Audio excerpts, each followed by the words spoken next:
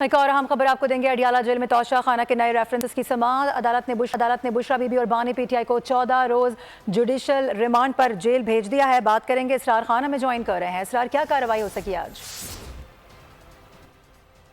जो नए रेफरेंसेस के हवाले से जो है ना उसकी केस की समाअत थी, जिस जो है ना अदालत में जो जज थे नासिर जावेद राना साहब की समाअत थे, और इसके ऊपर जो है ना बानी पीटीआई और बुशरा बीबी को अदालत में पेश किया गया। उनकी तरफ से जो है ना सलमान अफसर जो है ना अदालत में पेश हुए, और नैब की जो टीम थी वो डिप्टी डायरेक्टर मोहसिन फारूक को प्रोसिक्यूटर सरदार मुजफ्फर अब्बासी की सरबराही में अदालत में पेश हुई। और उसके बाद खैर अदालत ने बुशरा बीबी और बानी पीटीआई को मजीद 14 रोजा जेसी कर दिया, यानी कि जुडिशल रिमांड पर जेल भेज दिया गया है।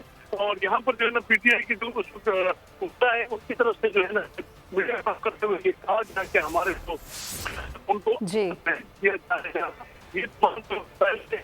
ठीक है इसरार, अपडेट करने के लिए बहुत शुक्रिया।